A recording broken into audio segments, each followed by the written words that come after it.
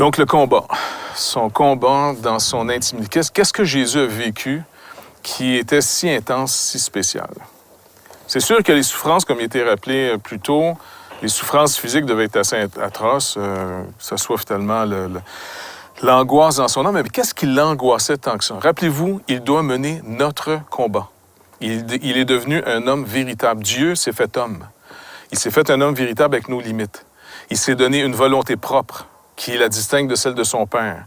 Il s'est donné aussi une existence qui peut, comme nous, désirer faire sa propre vie. Maintenant, le combat qu'il est en train de vivre intensivement, c'est celui, toujours encore une fois, ma volonté ou celle de Dieu. Écoutez, la plupart d'entre nous, soyons honnêtes, la plupart d'entre nous, si on se tourne vers Dieu, c'est pour être délivré de quelque chose, c'est pour être répondu dans nos prières, nos demandes. Ce qui est très bien, parce que Dieu nous le propose. Tu sais, priez, faites-moi connaître vos besoins, car il dit, moi-même, je prends soin de vous. Tout ça, c'est qu'on n'est pas à avoir peur des hommes, on n'a pas à vivre une dépendance des hommes. Ça, c'est très bien. Mais est-ce que certains d'entre nous, on pourrait arriver à vivre pour la gloire de Dieu à notre détriment? La plupart d'entre nous, on vit avec Dieu pour notre avantage. Mais quand les gens suivaient Jésus, il leur disait souvent une phrase assez étrange, que les Juifs pouvaient mieux décoder que nous si on est d'origine païenne. Vous vous rappelez, quand on suivait Jésus, le Seigneur se tourne vers la foule en disant, « OK, ceux qui veulent me suivre se chargent eux-mêmes de leur croix et me suivent. » La plupart des gens pensent que prendre leur croix, comme Jésus dans le jardin va prendre la croix, ils ont l'impression que c'est, bon, ben j'accepte mes malheurs, j'accepte mes maladies. Non, non, si j'accepte, je ne l'ai pas pris. On n'a pas pris une maladie. Des fois, on n'a pas le choix. De toute façon, on nous tombe dessus. Puis, fait que c'est pas ça, prendre sa croix.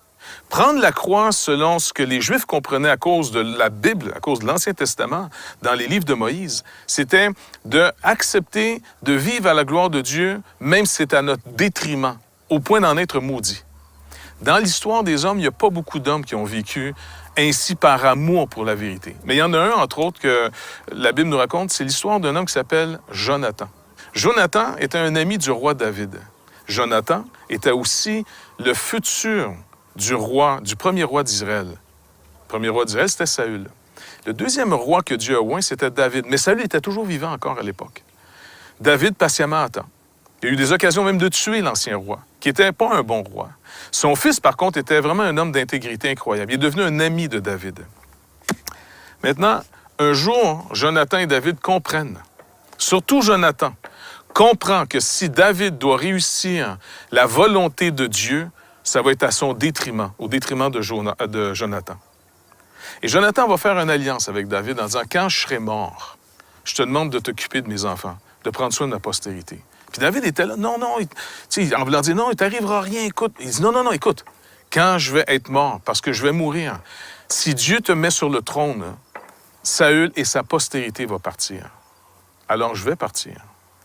Il a vécu fidèlement avec Dieu, pas dans le but de réussir sa carrière, mais de réussir ce qui est encore plus important qu'une carrière personnelle, la volonté de Dieu. C'est ce que Jésus est en train de vivre dans le jardin. Tu n'as voulu t'agréer ni sacrifice, ni holocauste. C'est un psaume qui définit très bien tous les sacrifices, tous les holocaustes qui avaient été donnés en Israël. Au fond, ils n'étaient qu'une image. Ceux qui offraient ces sacrifices par la foi, dans la confiance que Dieu était un jour pour accomplir sa promesse de nous donner son agneau à lui. Alors, les Juifs pieux, qui avaient compris le message, ne faisaient pas ces sacrifices pour être justes, mais faisaient ces sacrifices parce qu'ils croyaient dans la promesse. Ils savaient très bien qu'en tuant l'agneau, ça ne les rendait pas plus justes. Mais ils le faisaient par la foi. C'était leur foi qui était agréable à Dieu. Ces hommes, ces femmes me font confiance. Ils m'attendent. Jésus est dans le jardin maintenant et il doit remporter le plus grand des combats. Vous avez remarqué dans le texte qui nous a été lu, il nous est dit ici, d'abord il demande à ses disciples, il leur dit son état d'âme, il dit « je suis angoissé jusqu'à la mort ». Maintenant, ils vont aller prier dans un jardin similaire à celui-ci, le jardin des Oliviers.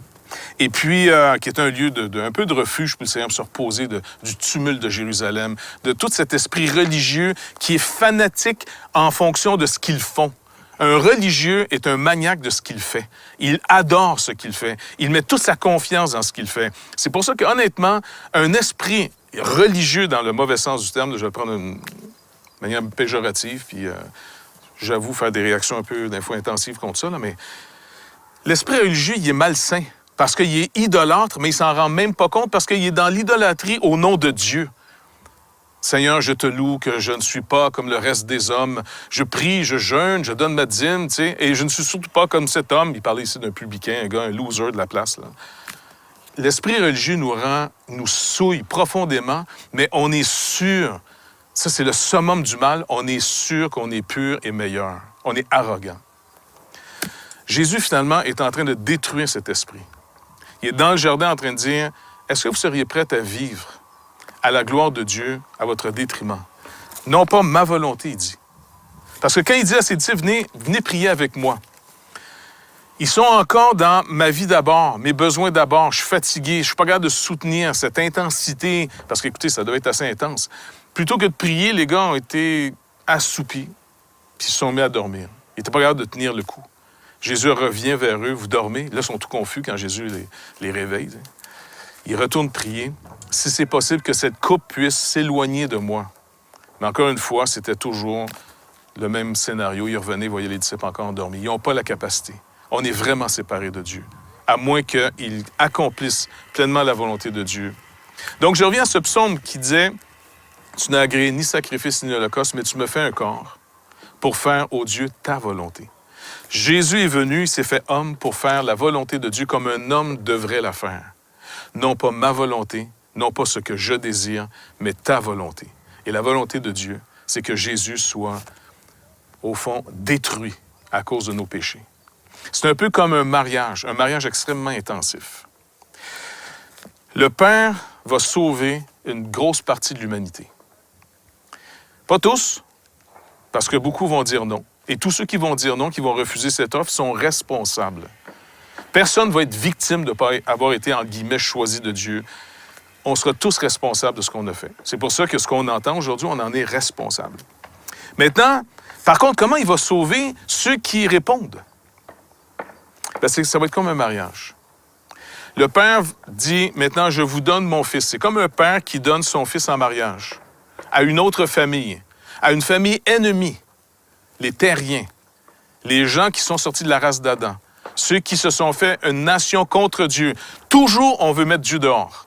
On le fait très bien en passant au Québec au nom d'être objectif, ce qui n'existe pas du tout en passant. Mais c'est pas grave, on aime se raconter des mensonges, fait qu'on est bon là-dedans. Puis surtout de s'y croire quand ça fait notre affaire, là. Bref, là, le Seigneur, finalement, il dit, OK, j'accepte d'être donné en mariage à une épouse d'un peuple ennemi. Ça, c'est nous, enfants de colère. Mais le Père dit, mon fils, si tu maries par contre cette épouse et tous ceux qui ont mis leur espérance en toi, alors ces enfants, c'est-à-dire cette épouse qui est composée de tous ces ennemis, de tous ceux qui ont cette dette, tu dois payer la dette, car ce qui est à eux va devenir à toi, et ce qui est à toi va leur être aussi donné. Et le fils va dire, oui, j'accepte. Comme dans un mariage. Tant que vous n'avez pas dit oui, vous n'êtes pas marié. C'est un petit oui ou un non qui définit si vous allez être marié ou non avec la personne, tu sais, quand on vous pose la question. Alors, pour Jésus, c'est oui. Et c'est pour ça que dans le jardin, il est prêt à payer maintenant le prix. Le prix de nous épouser, c'est de payer notre dette. Elle est extrême, au point que Jésus lui-même angoisse devant cette dette à payer. Imaginez, Jésus-Christ a peur, angoisse devant ce qui vient. Parce que souvent, j'entends des gens rire un peu de ce qui va venir après la mort. « Ah, c'est pas grave, on va m'arranger avec Dieu quand on va le voir s'il est là. » Pas sûr, chum, pas sûr, pas en tout. Tu devrais plutôt lire dans le visage de Jésus-Christ l'angoisse qui attend tous ceux qui auront négligé un si grand salut. Honnêtement, si j'étais vous, je prendrais ça très sérieusement. Mais c'est à vous, la vie. C'est votre vie. Mais vous serez le seul responsable de ce qui va arriver. C'est pour ça qu'on fait tout pour vous annoncer le message. Moi, je vais te donner une petite anecdote pour... J'étais dans un avion, un petit avion avec un de mes amis. Et puis, on partait dans une région, puis il me dit, écoute, il va y avoir la turbulence, mais normalement, il n'y a pas trop de problème. Mais amène quand même un sac de couchage, parce qu'on devait passer au-dessus des forêts. Si jamais il y a un écrasement, bon, au moins, on peut survivre, tu sais. Je dis, ah oui, bon, t'arrives souvent. Il dit, non, mais ça peut arriver, tu sais. Et puis, j'étais avec un autre monsieur, on s'en allait à une certaine région dans le nord du Québec. Et puis, soudainement, on passe au-dessus d'un plateau des montagnes. Et là, l'avion, c'est un petit Cessna, ça se met à brasser, mais pas à peu près. Alors, le gars qui était assis à côté du pilote, mon ami, le gars, il me regarde, et puis il avait l'air un peu nerveux, puis il me dit que, boy, qu'est-ce que t'en penses? Fait que moi, je lui dis, parce qu'on peut pas se parler, ça fait trop de bruit, je lui dis, regarde la face du pilote. Si lui est nerveux, là, on doit être nerveux. Mais si lui est relax, on va être relax. Puis une chance, mon ami qui pilotait était relax, il nous parlait comme si de rien n'était. Donc, c'était quand même rassurant. Par contre, si je regarde le visage de Jésus dans le jardin, alors là, je devrais angoisser. Parce que la dette qu'il va payer ne semble pas être n'importe quoi. Encore une fois, vraiment, Jésus livre un combat extrême qu'aucun humain peut soutenir. Et à moins que Jésus le remporte pour nous, à moins que Jésus paye notre dette, à moins qu'on dise « Oui, Seigneur », comme dans un mariage. Lui, il a déjà dit oui. Il attend maintenant notre réponse. Est-ce que tu me reçois comme étant ton seul et unique sauveur? Oui ou non? Et tant que vous dites rien, c'est encore non. François va nous montrer maintenant comment on peut aller à lui. Vous avez des questions ou des commentaires sur ce que vous venez d'entendre? Contactez-nous par téléphone ou réagissez sur les médias sociaux.